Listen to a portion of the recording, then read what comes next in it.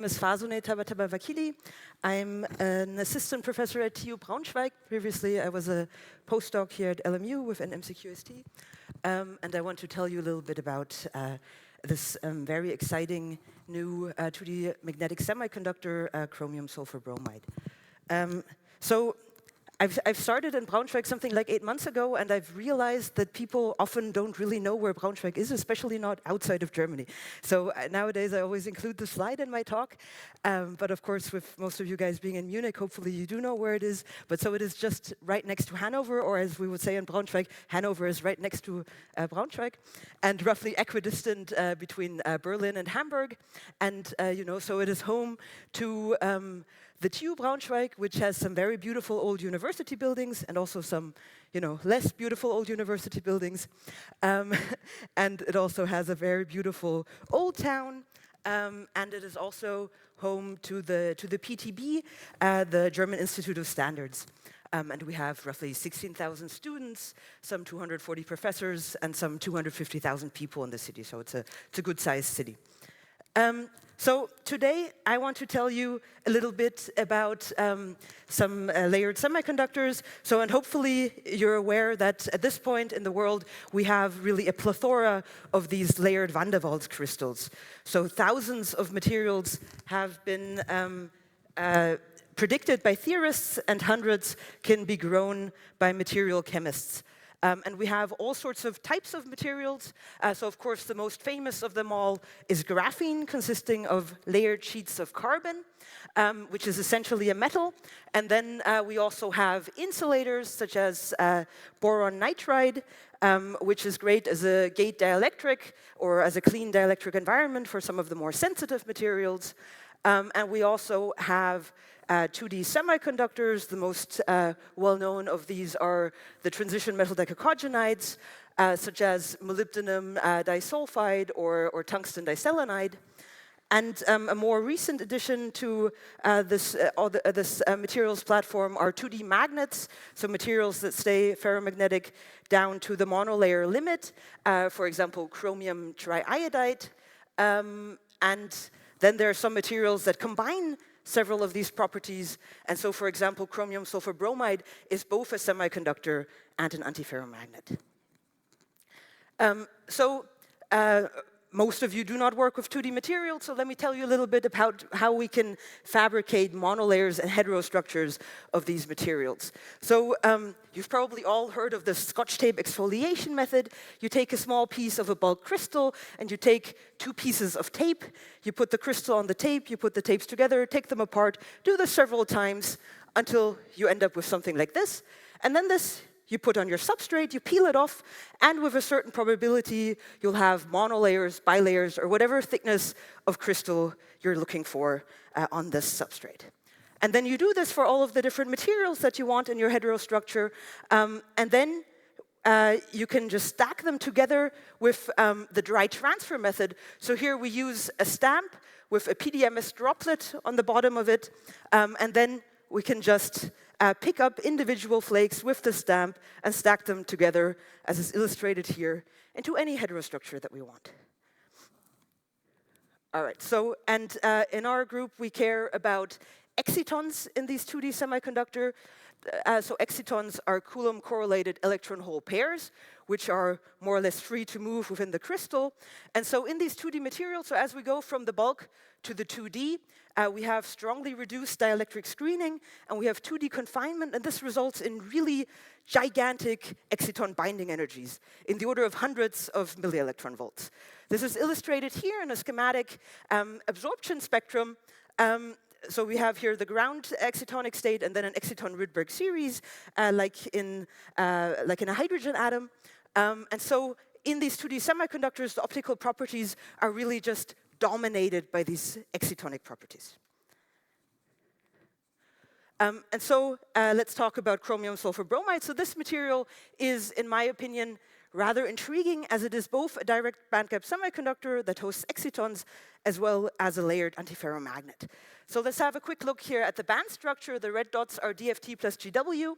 We have a direct bandgap at gamma, and then we have nearly flat conjunction bands along gamma X and highly dispersive along gamma Y. And we have two conduction bands which are very closely spaced in energy, which is going to be important later on when we discuss about our model.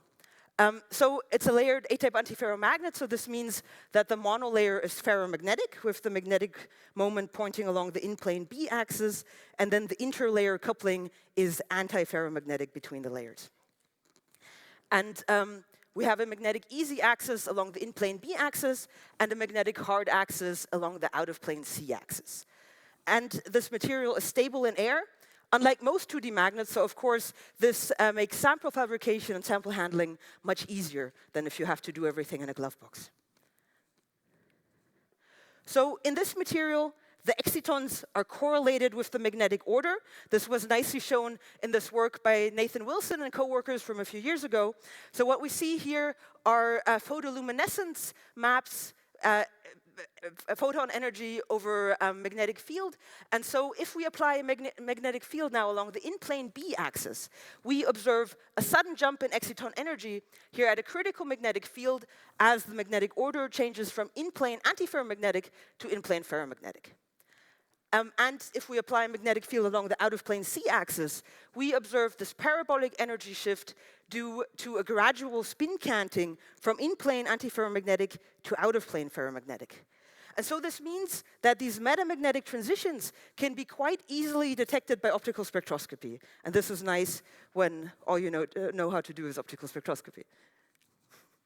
And so what we did was to study single-gated field effect devices with few-layer CrSBr. So we have here a flake with mono, bi, and tri-layer regions. CrSBr exfoliates into these elongated stripes. And so then we encapsulated this flake in hexagonal boron nitride on both sides. And we use few-layer graphene as a top gate and contact layer. And here we have an optical image of how such a sample looks like. And here we have a low-temperature differential reflectance map, where blue color indicates regions of strong excitonic resonance, and the little diamonds indicate the regions on the sample where we perform the measurements that I will show you in the following. So let's do some cryogenic spectroscopy, starting with the monolayer. Here on the left, we have differential reflection, which gives us a measure of the absorption in the material, and on the right, we have photoluminescence. And so here in the monolayer, we just observe a faint excitonic feature, labeled here as XA, and as we apply a gate voltage, we only observe a small redshift of XA without any clear signs of charge doping. So not much seems to happen in the monolayer. And then when we go to the bilayer, so in addition to this XA feature, we observe a strong neutral exciton labeled here as XB at around 20 MeV blue shift from XA. And as we apply electrostatic doping, we observe that XB becomes weaker and transfers its oscillator strength to a negative trion or a teractive Fermi polaron here at around 19 MeV redshift from XB. So we're able to N-dope, but we're not able to P-dope. So this could be because these crystals are already strongly intrinsically N-doped, or some other reasons. Maybe P-type trions aren't possible in this material, so this is still unclear at the moment. And we observe similar features in photoluminescence. And then as we go to the tri-layer, we observe an additional neutral exciton, labeled here as XB prime, at around 5 MeV redshift from XB, and curiously, XB prime does not show any signs of charge doping. So all of these excitons are linearly polarized here along the in-plane B direction, and they have out-of-plane polarized linear emission. So here we have K-space dispersion maps where we see that the highest intensity is at 0 in-plane K vector, so the light comes out in the out-of-plane direction. And so now let's apply a magnetic field to try to understand where these different excitonic species are coming from. So let's start with the out-of-plane C-axis. So we observe this parabolic energy shift due to the gradual spin canting. We see this for all of these excitonic species here in the bilayer.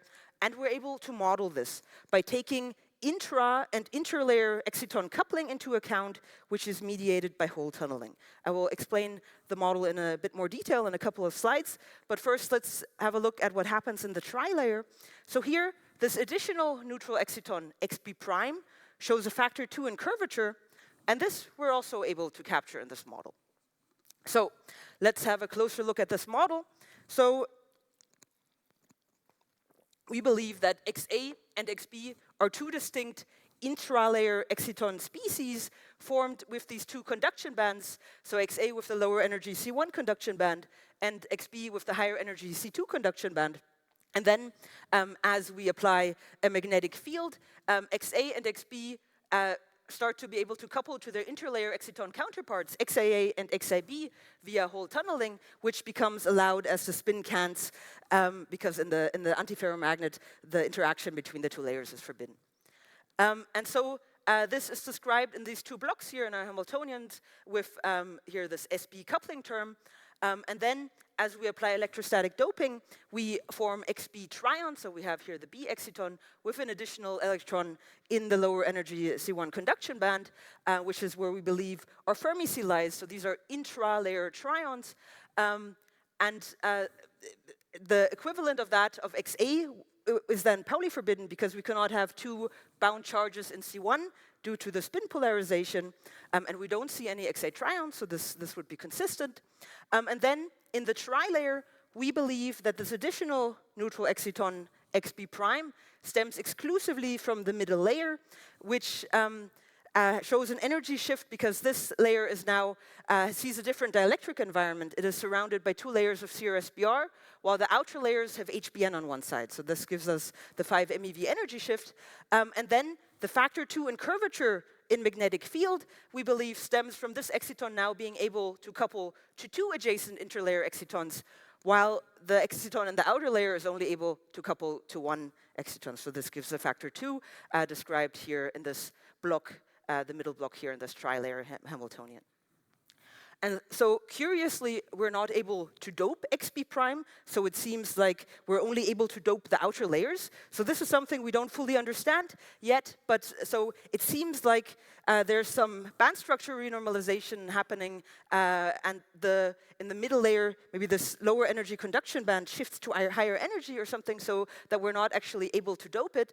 And this is kind of further sort of confirmed by us not seeing an XA equivalent in this middle layer, so no XA prime, so this C1 band doesn't seem to play a role here in the middle layer.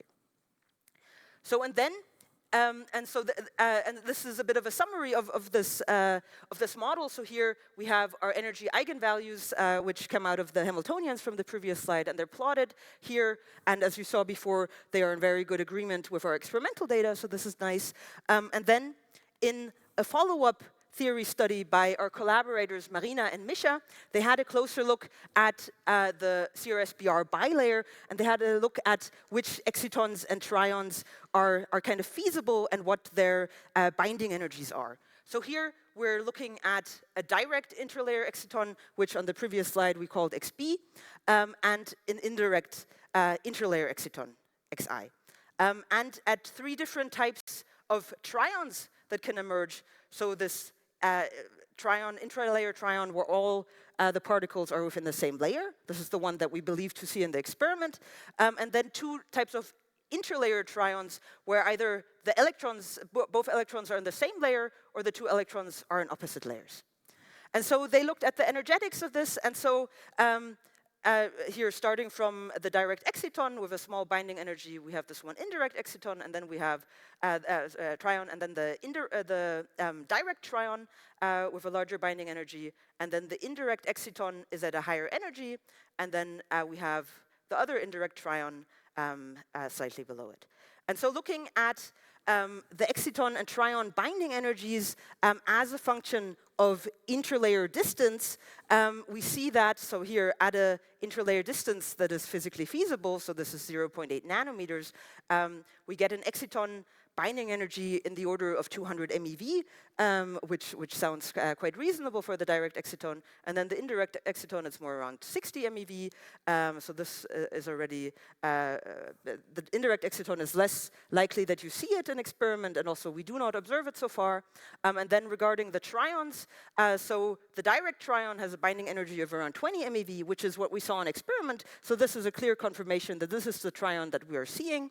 And for these two indirect tryons, so one of them here, this one here is actually unbound at this physical interlayer spacing. So this is definitely something we would not be able to see. And the other one has a very, very small binding energy of just a couple of MeV. So this would also be really difficult to see in experiment. So this theory work nicely confirms our experimental observation and clearly says which exciton and tryon we're observing. So now, let's apply a magnetic field along the in-plane B-axis. So here we see the sudden jump in exciton energy at a critical magnetic field. We see this again for all of these excitons here in the bilayer. But in the trilayer, we see something that's a bit curious. So here we see this sudden jump here of xp prime to lower energy and then back up, while it should be antiferromagnetic.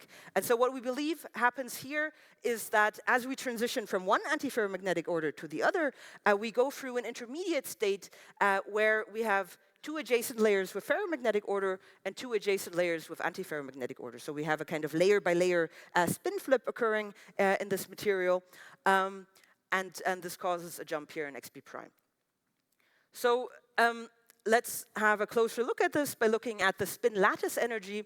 So starting with the bilayer, so here we have two energetically degenerate antiferromagnetic states and two ferromagnetic states. So we start off here at a negative magnetic field in this ferromagnetic state. We increase the magnetic field. At some point we cross here these antiferromagnetic states. We then need a little bit of extra energy to flip the spins. This is where we get a hysteresis from. And then we're in this antiferromagnetic state, and then ultimately we cross over to this other ferromagnetic state. In the trilayer, on the other hand, these two antiferromagnetic states are no longer energetically degenerate, and we have these two additional intermediate states. So again, we start off here at a negative magnetic field in this ferromagnetic state. We cross over to this one antiferromagnetic state. And then at zero magnetic field, the other antiferromagnetic order would be energetically favorable. However, this would require the spins of all three layers needing to flip at the same time. So this doesn't occur directly. Instead, we continue along this curve until we cross one of these intermediate states and the other ferromagnetic state. And so then with just the spin of a single layer needing to flip, we can transition here to this intermediate state, and then with another two spin flips, we can relax down to this other antiferromagnetic state, and then ultimately to the other ferromagnetic state. So this is just to try to give a little bit of an intuition as to why which spin flip occurs. And so this spin flip transition, as I said, shows a hysteresis, as we can see here. And this hysteresis is also, or the spin flip transition is also doping dependent. So as we apply negative doping, we observe that the critical magnetic field for this transition is reduced. And this is because the interlayer exchange energy is inversely dependent on on-site Coulomb interaction. And so as we dope, we increase the Coulomb interaction, and with that, we reduce the interlayer exchange, and with that, we reduce the critical magnetic field. So plotted here is the critical magnetic field as a function of gate voltage. And now if we cross this line here horizontally at a given magnetic field, we can induce the spin flip transition quasi-electrostatically. So this is shown here at 165 millitesla. We then apply doping, and we see here at 0 volts that we have this jump in exciton energy corresponding to this spin flip transition. And similar doping dependencies of these spin flip transitions have also been shown in another 2D magnet in chromium triiodide already a few years prior. So since the exciton energy is correlated with the magnetic order, we can use this to all-optically image the magnetism in this material. So shown here are raster-scan differential reflectance maps of a small region of the bilayer of around 5 by 4 microns, where each pixel corresponds to a differential reflectance spectrum, and plotted here is the exciton energy.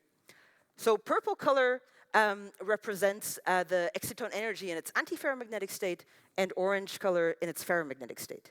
So now, as we apply a magnetic field along the in-plane B axis, we observe the nucleation of a ferromagnetic domain here at the edge of this bilayer region, and as we increase the magnetic field, it grows and continues to expand until it fully encompasses this entire region here. And if we go to a magnetic field close to this critical field and then apply electrostatic doping, we also observe the same domain formation and expansion here, just across a smaller range, as we have a smaller range accessible with doping as we do with magnetic field. So here, the domain formation is controlled by both magnetic field and doping in this material.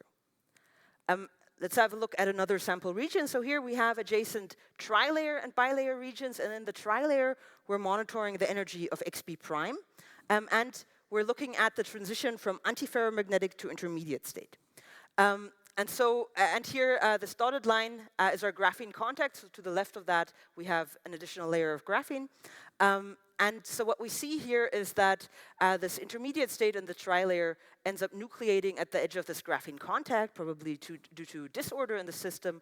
And so what's interesting is that the transition from antiferromagnetic to intermediate state in the trilayer and from antiferromagnetic to ferromagnetic in the bilayer occur at the same magnetic field. And this is due to intralayer exchange interaction between these two sample regions, because they share two of the same layers. So as the bilayer flips its spin, so does the same layer in the trilayer. So this kind of induces this intermediate state in the trilayer. And again, similar observations also with doping. And we can also do this across a large sample area. So we have here monolayer, bilayer, trilayer. Of course, nothing interesting happens in the monolayer, since this is just always ferromagnetic. We see here that the bilayer starts to become ferromagnetic here from the bottom edge, and then it goes upwards and sideways. Here the trilayer transitions to this intermediate state at 160 millitesla. Then by roughly 180 millitesla, the trilayer transitions back to the other antiferromagnetic state. The bilayer is now nearly fully ferromagnetic, and then by around 300 millitesla, the trilayer starts to become ferromagnetic, and by 350 millitesla, this entire sample region is fully ferromagnetic. And so initially we were wondering, can we understand why these domains expand the way they do? Is there any greater meaning behind this? And now we understand this is probably just due to unintentional strain in the sample from the stamping, from the fabrication process, because it's been shown that strain has a strong influence also on this critical magnetic field. And so with that, I come to my summary. So we have observed trions in bi- and trilayer chromium sulfur bromide for the first time, and we were able to model the neutral and charged exciton multiplicity and dispersions in this material. And I showed you doping-controlled hysteresis and switching of the magnetization, and we've identified this curious intermediate state in the trilayer, and I showed you large-scale optical imaging of the magnetism. And with that, I want to acknowledge everybody who was involved in this work. So this is work while I was in Alex Högler's group at LMU. This is the group, and this is everybody from the group who was involved, especially also Anna, who was also here and presented this also as a poster yesterday. Maybe you had a chance to visit it. And collaborators at Joffe, Basel, Prague, and NIMS. And now I have my own group of 2 PhD students who are also here and who are going to continue this work. And I thank you all for your attention.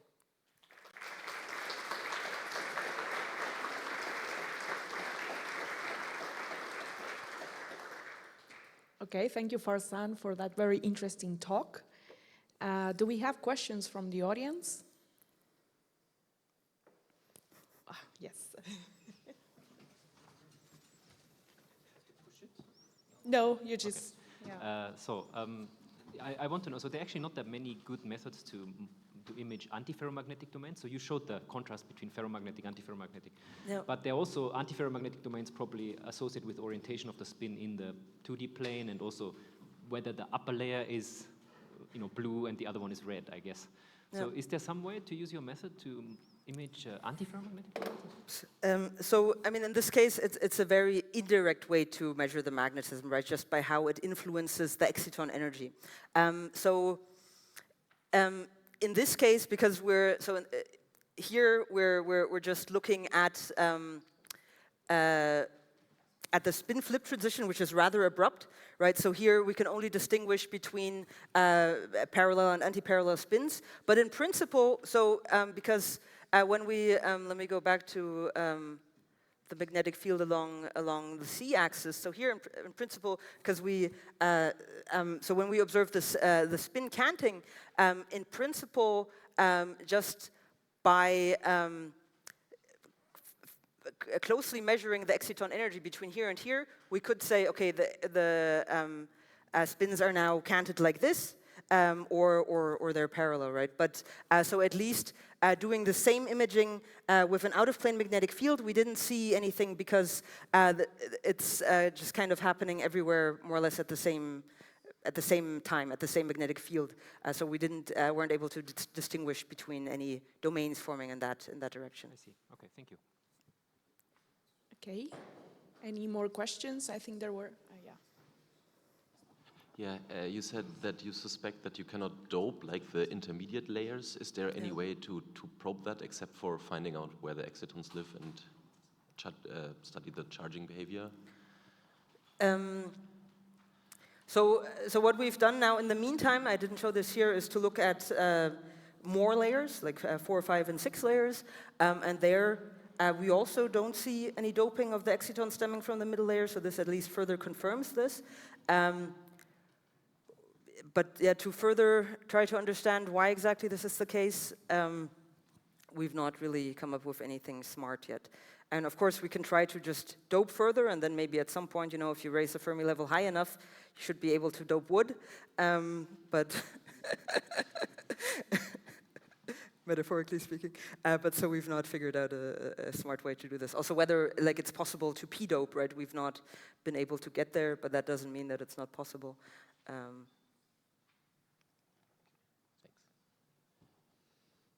Okay. If there is time. When you do the domain measurements, just taking this example, just show the figure again. You will show, yeah. When you have a high magnetic field, okay, you are aligning the spins in one direction, but when you ramp it down, you always have two choices. In this case, the upper one is blue and the lower one red, but it could be also vice versa. Mm-hmm. This would correspond to two domains. Could you distinguish with your method by these two domains? Not with this method, no. Okay. No, I think, if I recall correctly, with SHG, second harmonic generation, a group in China, I think, they have managed to distinguish between this way or that way. Because that would be very nice if you could do that. Yeah. But I think in their case also it was only possible because their sample was asymmetric on SiO2, and then the two layers are different, right? So they have different magnetic moment. But I think when it's encapsulated, in principle, at least with optical methods, it becomes hard to distinguish. Yeah. Okay, thanks.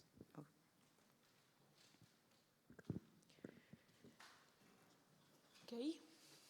I think then we can thank Farsane once more for this beautiful talk.